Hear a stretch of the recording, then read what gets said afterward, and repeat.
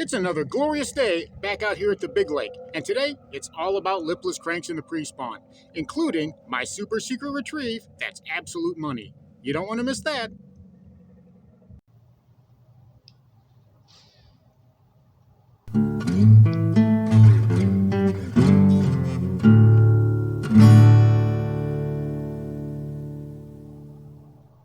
And here is this video's featured comment. If you would like to have your comment featured in an upcoming video, all you've got to do is leave a comment.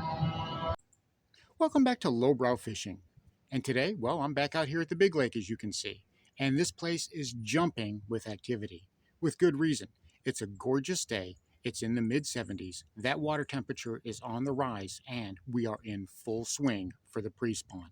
For us down here in the deep south, the pre-spawn is upon us. That means those bass have woken up from their long winter slumber, and they are feeding. So that tells all the anglers it's time to shake off the rust, time to shake off the ice and snow, break out your gear, and head to the lake. And they have done so in droves. Today was a very busy day. There were a lot of anglers out here, both from the bank and on their boats, and we were pretty much on top of each other. It starts out the year, just like I said, already this lake is pressured, it's under stress, and that bite, well, it can have a tendency to, even though those fish are feeding really fiercely, that bite's going to shut down, and they're not going to bite your lures. They're only going to go for what they know is live bait. So what can we do whenever the pre-spawn's on? There's a whole bunch of people out here at the lake. What can we do to keep the bites coming? What can we do that makes the fish keep biting our hooks? Well, today we're talking about lipless crankbaits. Lipless crankbaits are an effective bait in the early pre-spawn, through the pre-spawn, and even up into the spawn. Anglers from all across the country know that a lipless crankbait can be money when it comes to catching those fish in the pre-spawn, the way they work and their versatility. Some of my favorites we've discussed on this channel before, such as this guy right here, the Strike King Red-Eye Shad. This is a 1/2 ounce. The way this thing floats, the way it flutters down in the water after you kill it or right after you cast it, is great. A lot of times you can actually get a good bite on that initial fall right after you cast it if you just let it flutter down. And the way it comes through the water, the wobble and the wiggle whenever you're retrieving it. This is a highly effective lipless crankbait, and as you can see, I've got it in the red color, the red craw color, and there is a reason why this is such an effective color, because those bass are keying off those crawfish, which have now woken up and they're all over the place. As they come out of their holes and they're feeding, the bass are on top of them. So red's your color, and pretty much everybody knows it. It's a very popular color, but for good reason. It works.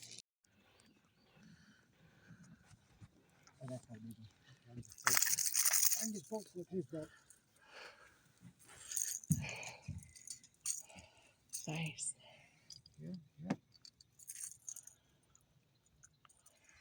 Yep. Oops. All right. Oops. I got myself now. And I got myself again. Yay. All right.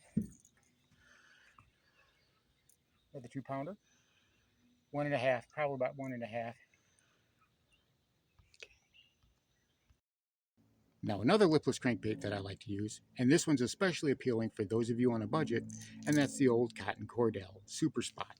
Now, this guy right here, you can pick these up for $3 and change or whatever at your local Walmart.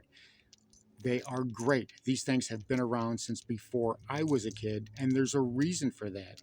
They work. Your granddad threw these, your dad threw these, and you need to be throwing these as well. They have a great swim to them. Now, they aren't as heavy as, say, your other baits that say that they're 1/2 ounce. This one's probably closer to 3/8. It's got a slower sink, but it's got a really quick rattle when it swims. So it comes through the water. It has its own style, which more resembles something like a Bill Lewis rattle trap. But don't ever count out a good old Cotton Cordell Super Spot. There's a lot of guys who still throw these, and there's a lot of guys who still catch fish on these. It's one of my favorite crankbaits, and I've caught so many fish, especially on this one here, which was actually doing a lot of good work for me just today. You know, it's a great bait, and they're not expensive, so. Stay down, stay down.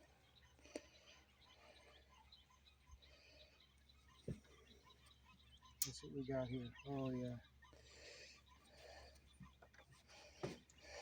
Ooh, come on, buddy.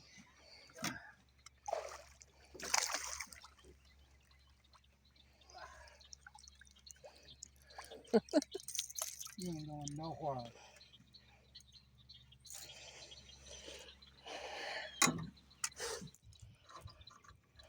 There we are.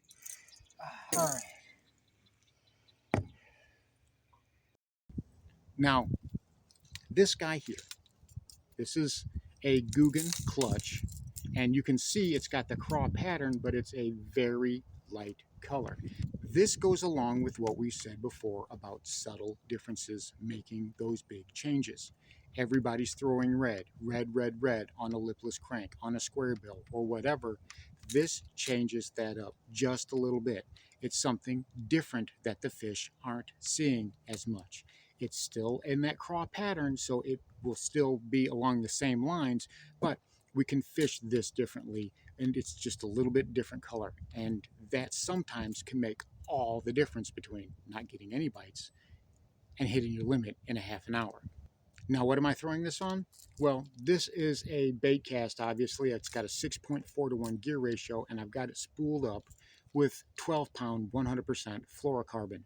This is a 7-foot medium heavy casting rod. It's got the micro guides on it, which, you know, you're not going to use this for flipping or pitching because it doesn't have, it's not any good for that. It doesn't really have the backbone or the tip for that. But for as far as casting and cranking, this is going to be the rod that I use for my square bills, my lipless cranks, and you know, something in those medium depth range. I'm not going to use this so much for a deep diver because I want something with just a little bit more backbone for that. But for a lipless or a square bill or smaller deep divers, this will work just fine. Now, when it comes to what types of retrieves that I'm doing, well, obviously, you've got several that you can use. First and foremost, you've got the straight chuck and wind. But when you're doing that, you need to make sure that you're doing pauses, that you're being chaotic. You don't want to have a pattern. You don't want to give those fish any sort of clue that it's artificial. Randomness in nature, that's the thing, is fish understand, fish know that things in nature are random. They key off on that. A little dart here, a little drop there, speed up here, slow down there. That's what the bass are looking for. And whenever you do those changes, that's when they strike. Now, can you get strikes? Can you catch bass on just casting it out and winding it in? Certainly.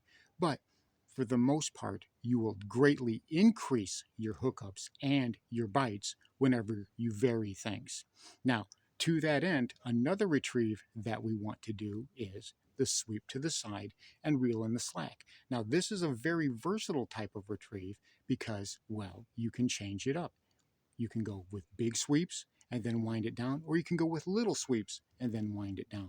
But what it does is you're using your rod tip to impart action on that bait. That bait will come swimming along and then pauses as you reel it in, and then comes swimming along and then pauses again as you reel it in. It's a super effective way of changing up your presentation. Again, when the lake is pressured and there are a ton of other anglers out on the boat, on the bank, whatever, you want to stand out. You want to be doing something different so the fish are attracted to your bait and not swimming right on by thinking that it's fake. Stay down, stay down, stay down, stay down, stay down. Oh my God, he almost ripped the rod out of my hand. Where you going, biggin? Where are you going, biggin? I have him by one hook. Come here. Come here. It's not bigger, but it's still really big.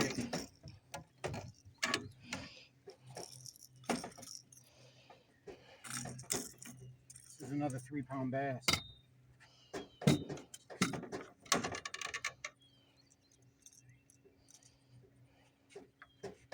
Boy, he choked that. Look at that. Yeah, he did. He was going after that dude. And lastly, there's my super secret retrieve that I call Rip and Wind. And you know, the whole purpose of using these things is because the bass are keying in on crawfish. We're trying to imitate the crawfish in the way that they look, in the way that they move, in the sounds that they make. So what's one of the best ways we can replicate that? Well, if you think about it, crawfish, whenever they're startled, they hop up and then they dart away. That's what they do. They kick themselves up and then they flutter away. So that's what my retrieve is based on. I'll pop it up and then I reel 3 or 4 times really quick and then pause it for about 3 or 4 seconds. Pop it up again, reel really quick, 3 or 4 cranks, and then let it sit back down 3 or 4 seconds. And it's a very effective way. I get nailed by some bigs on the pause. So let me show you. Let's go out on the water and I'll show you exactly what I'm talking about, show you exactly what I'm doing. All right, ripping lip, ripping crank.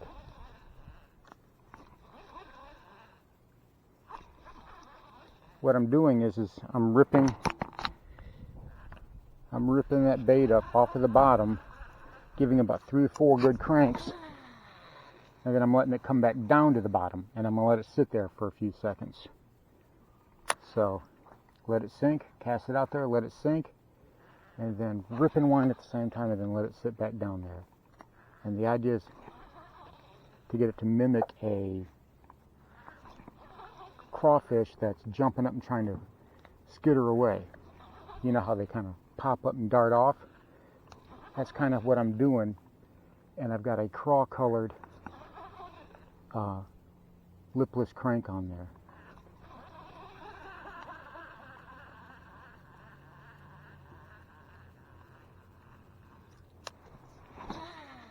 Cast it out there, let it sink down. That's what we're doing, casting it out there, and we're going to let it sink down.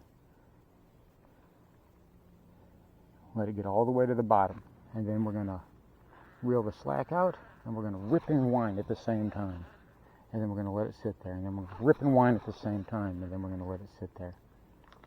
Rip up and wind, and then let it sit there. And that's going to mimic a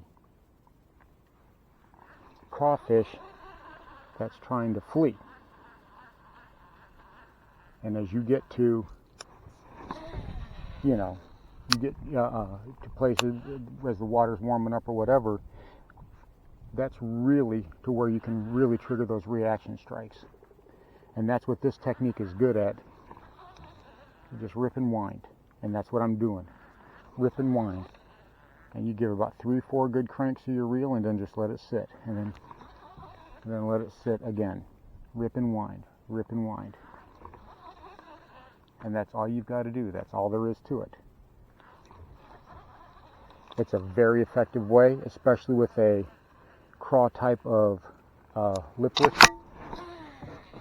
It is a really effective way of getting those fish to strike.